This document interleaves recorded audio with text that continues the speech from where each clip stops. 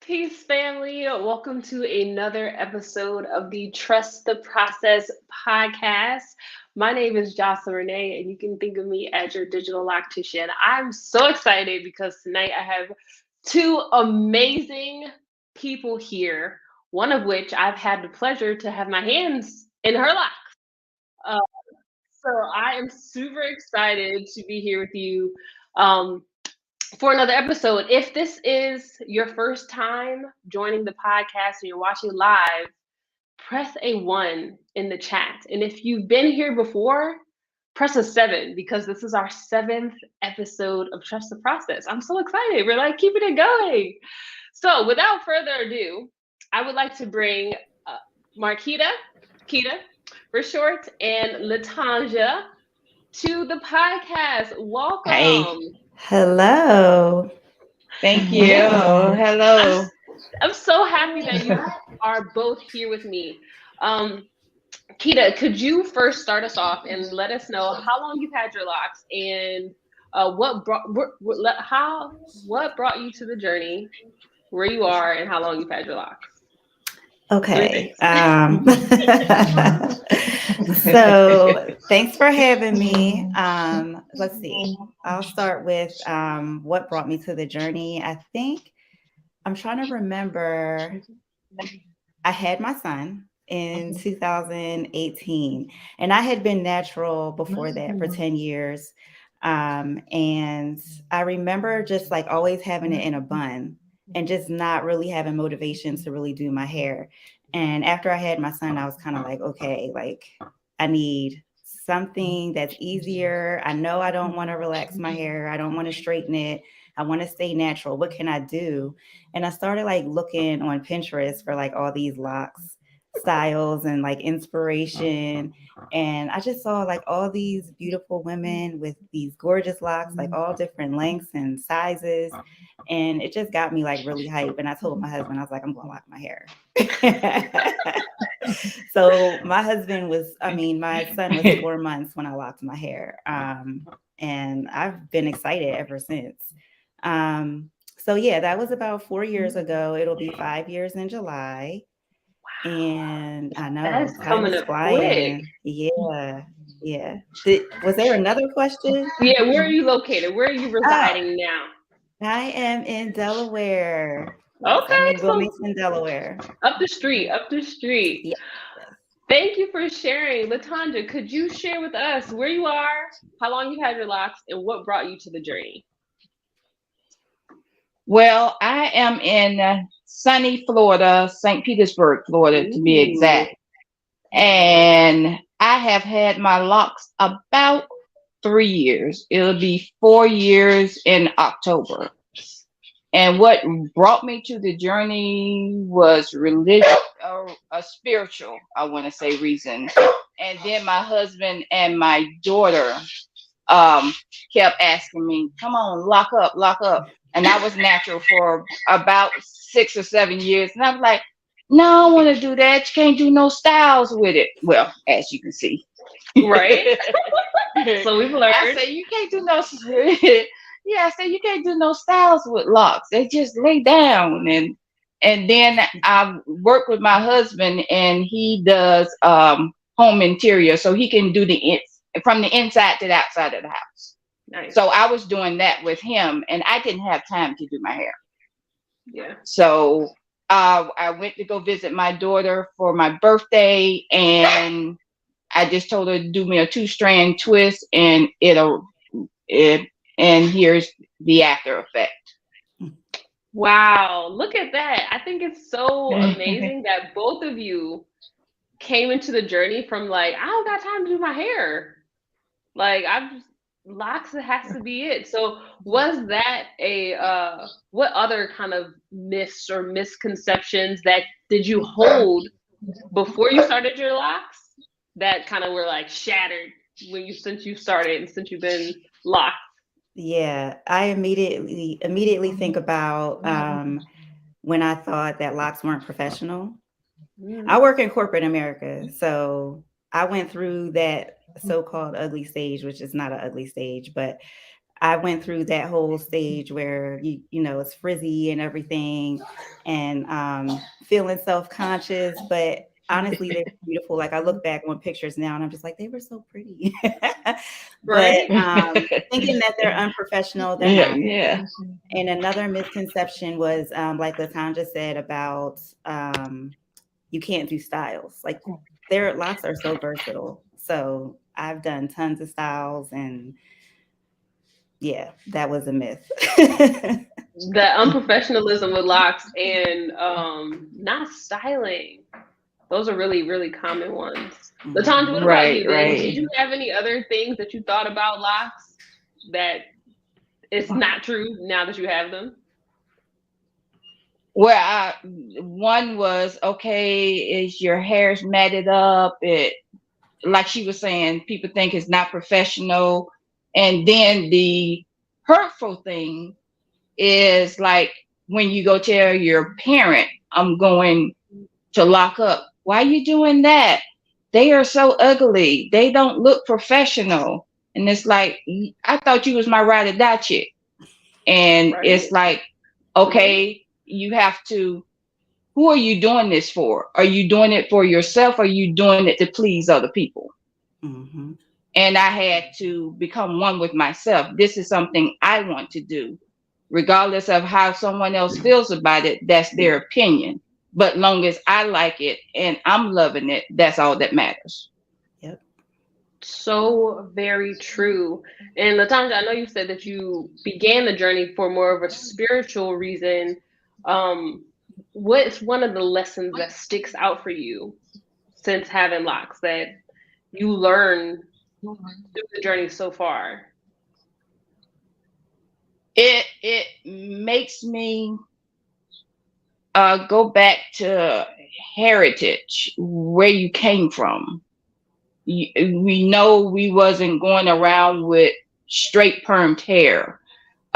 We know this is a conception coming from society saying that, oh, you need to straighten your hair or you need to do this to your hair and this is accepted.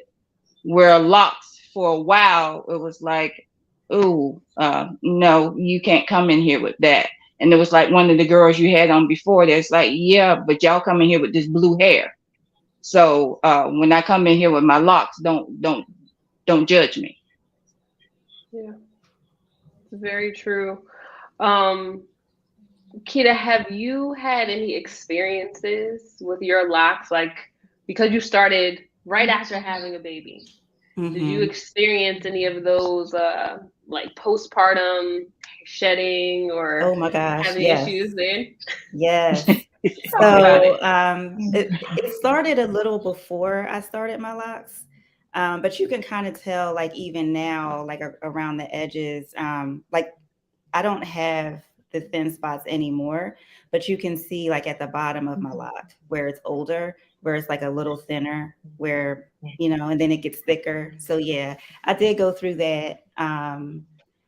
But when the hair started coming in, it just went into the lock and they got thicker around the edges. So, So you said you started your locks 4 months after you had your son, which mm-hmm, postpartum tends to start around 3 to 7 months after you have mm-hmm. the baby. Knowing what you know now, would you have started your locks when you started them, or would you have waited, or would you have started earlier? Um, I think I started when I was supposed to. Okay. Yeah, I don't regret starting them when I did, and I kind of like it because when I look at it, it reminds me of that time. Yeah, so I don't look at it as a negative thing. I just embrace it and all the Yeah. differences. Yeah. That's beautiful. I feel like Latondra, you said something really important about how locks remind you of your heritage and they um, have meaning to them. What story do you feel like your locks tell? Like when other people see you, what do you want them to, I guess, assume? It's for lack of a better word. Um, People at my job have asked me, "Oh, why did you get locks?" I was like, I first said, "Oh, because I didn't want to do my hair," but it's like, no, it's because I want other people or other cultures to see my culture other than just my skin.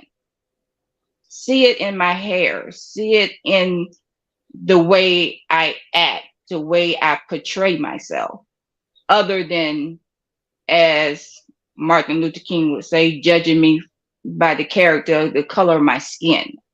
That doesn't just tell me. My hair tells a story. And if you just look back, you will see that story.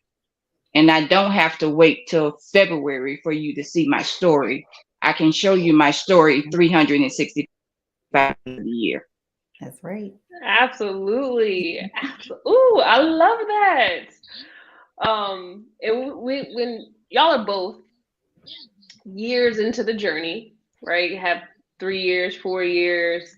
What does care look like for your hair? What does it look like to support that journey, support that story that's in your hair? For me, so Jocelyn, you know this, I have seborrheic dermatitis, so I have to wash my hair weekly. But I thought that it would be more of a chore, but it's really not bad. Like now, it's pretty much I wash my hair once a week, and I'll sit under the dryer. I only retwist it maybe like every 6 or 7 weeks. But it's like really simple. I don't really do too much. I might spray it once or twice a week, put oil in it once or twice a week. And that's about it. Sleep with my bonnet on. Like it's so simple. I don't have to really do too much throughout the week. And you have a color. So I do. We're gonna have to come back to this one. Yeah. Well, Tanja, what about you? What is your care routine look like? I kind of retwist my hair every 6 weeks, in between 6 and 8 weeks. I kind of let it go and let it do what it wants to do. And then when I want to say, okay, you've been wild long enough, let me tame you a little bit for a little while. And then I'll let you back out to play. I'm using your products and I can't wait for the shampoo. Thank you. It's coming. Y'all see the drops? Y'all see the labels on stuff? Coming here. Yeah. So, and I started my husband on it because I did his locks. So I typically retwist his hair myself. So we DIY.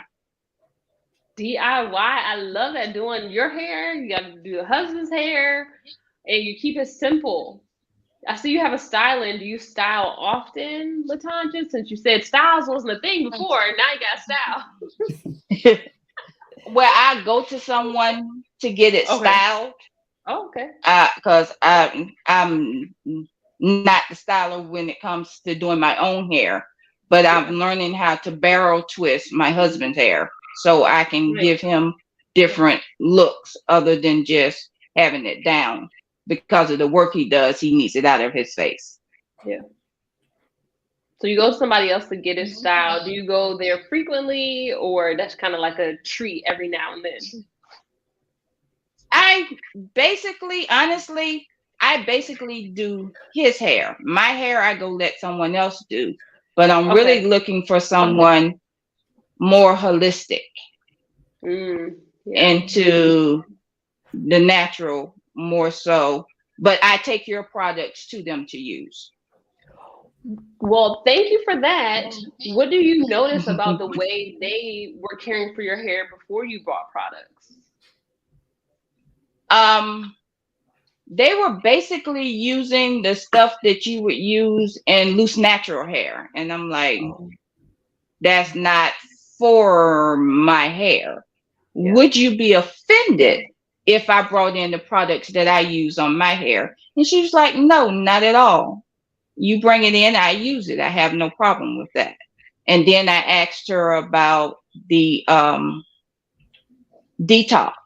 And she said apple cider vinegar and something else that you had said, and I can't remember now. And I said, okay, you won't be detoxing my hair, That's a no-no. Yes. I was waiting. I was like, I was telling her, and what? Oh my goodness. Fried baking soda. Don't do Yeah. that. Mm-mm. I said, no, that's okay. Well, that's good. But I'm yeah. glad that you know. I'm glad that you know, and you're conscientious of what care you need for your hair, and you're making sure the person that's taking care of your hair or styling your hair is actually taking care of it. Now, Marquita, Keeta, Hmm. I'm sorry. It's okay. You got some color in your hair, Yes. and you say you keep it simple. How has having color changed your regimen, if at all? Um, Not too much. I also use your products, and I remember you telling me to spray a leave-in conditioner in after I wash my hair. So I do that, and I really like concentrated on the color part. Okay, color parts. Yep. And then I use the herbal conditioner.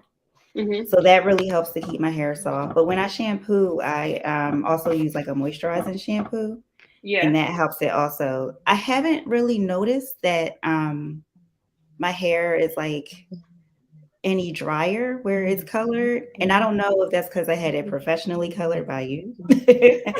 But it's not, I don't notice like any damage or any issues with dryness or anything like that. I just try to like follow your advice and it's been fine. It's been good. I love that you're able to keep it simple, even with having a scalp condition. Could you share a little bit of how you came to find out you had seborrheic dermatitis, and did you know that before you started your locks? Yes. So I knew that maybe 20 years ago. And it was when I had Wow. like, yeah, I forget how old I was, but I remember like just having like intense itching, lots of dandruff, or, just what I thought was regular dandruff, but I didn't understand because I was washing my hair like often and it would just get like really red and intense itching. And I remember I went to a dermatologist. This is when I lived in Pennsylvania. And they told me then that I had that.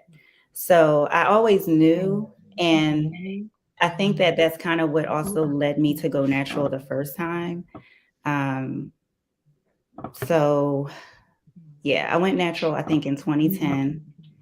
And it kind of just made me just having like the dermatitis and stuff just made me not want to do relaxers anymore. So yeah, it kind of like pushed me to where I am now because I just had like all those scalp conditions and stuff. So Yeah, you wanted to take better care of your scalp, and or not yeah, make it trigger it, I guess, right. if you will. Hmm. Um, when you went to start your locks, did you start them yourself or you went someplace? I was scared. I went somewhere.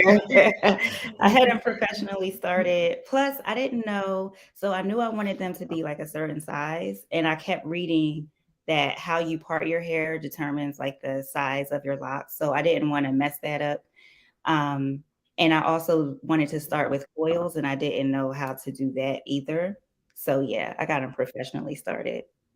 Did was the conversation about your scalp brought up before you started your locks, or you just kind of Sadly, just no. went in? So, Just went in. so how was the beginning stages when you first started? You could go It was, back to then. oh my God, it was rough because I really don't feel like I had the tools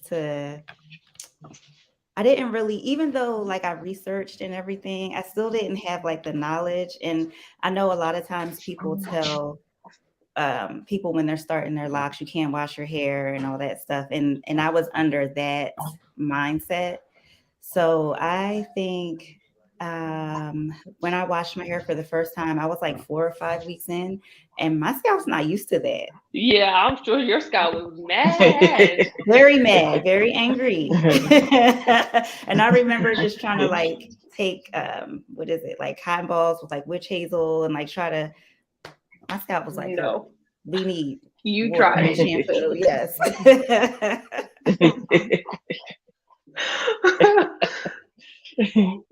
So, Latonja, can you think back to when you started your lock journey? In the beginning, what method did you use to start, and How did it go? Well, like I said, I had my daughter 2-strand twisted, so we kind of like did the block method Mm-hmm. when she twisted, and as it started to mature, you got the buds, and then my hair is sort of like yours. It's very frizzy. And I kept telling my husband, I'm gonna cut this off and I'm gonna maybe start again. And he's like, no, just go with it. I'm like, I don't do this frizzy stuff. So it was just like, and then the buds. So I had to learn to grow and learn, and like you say, just deal with the process. Just embrace the process. It's gonna come out right, and then people start saying, "Oh, I love your hair. I like your hair. Your dreads are real pretty." And I'm saying, "They are? Okay, if you say so." But they look real wild to me right now. Yeah, So because they were very untangly. yeah, especially if you have fine hair that likes to frizz, it's woo out of control. Um, so you got your care routine, which is pretty simple for the most part. Your styling, you have some color. If you could think back to when you started your journey and offer words of encouragement to somebody else considering starting Locs, what advice would you give to them? Well, I would say find out what your true why, because you have to have a why to start anything. So what's your true reason for starting Locs? And make it so that it's something that you want to do, not doing it because someone else is doing it, because then you're going to be judging your hair to look like theirs, and it's not.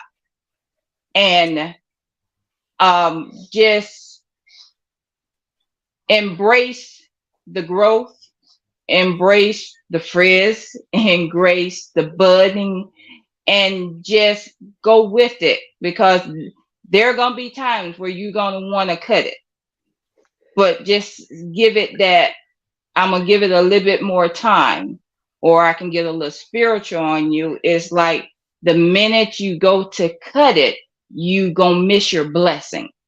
Leave it alone and let it do what it do. I love that. Words of wisdom right there. Mm-hmm. To answer that question, I think I would say to enjoy where you are in the journey at every point. Like, I remember in the beginning just being so impatient, wanting to have locks down my back, and oh my God, how long is it going to take till I have bra strap length and waist length? And I was just like going crazy. So just enjoy where you are every step of the way. Like now I can look back at pictures that first 6 months, that first year, and really appreciate. And I look back and I'm like, I did it. Like, I started these from scratch, and now look where I am now. Like, it's just amazing to see how your hair transforms, and just appreciate where you are, I would say. Yes, definitely. And everyone is in the comments saying they love your shirt, Keeta. Oh yeah. Could you share where you got that from? Yes. I got this shirt from legendaryroots.com. Roots is spelled with a Z instead of an S, ROOTZ. So Legendary Roots with a Z.com. And the shirt, for all those that are listening, it's unlearn that SHOT. I thought this would be appropriate to wear today, because a lot of unlearning I had to do, to get here. Right. And here you are, still growing, still thriving, and trusting the process. Yes. I truly appreciate both of you being here. I appreciate you sharing part of your journey. Thank you. Dropping the words of wisdom with us today. It's much needed, much needed. So with that being said, I hope that you will come back when your locks are down your back and share a little bit more of your journey with us. But for now, um, we have to say goodbye. So thank you, thank you. Thank you. No, thank Bye, you for having everyone. us. Of Bye. course. Peace. And y'all, I hope this was insightful. Like, remember your why, start where you are. Even if you have a scalp condition, you can start locks. If you aspire to have color, if you aspire to style your hair, you can see that you can do that. Locks are versatile. And if there's one thing I learned from that conversation today, it's that you have to trust the process. Just go for it. All right. So thank you so much for listening. If you would like to be a guest on the Trust the Process podcast, right down below, if you're watching on YouTube, down below in the description box, you will find a link to submit your requests to be on the podcast. I'd love to have you here to share your journey. Hopefully, you drank all of your water throughout this episode. And as you heard, the Crown Elements shampoo is releasing very soon. I put a sneak peek on the Instagram page, so head over to Crown Elements on Instagram. See what's coming soon to a package near you, and make sure you are on our VIP list, all right? Because I have something special coming. This is your warning, all right? Thank you so much for joining me. Truly appreciate you, and I am grateful for your presence. As always, I am wishing you peace, love, and goodbye.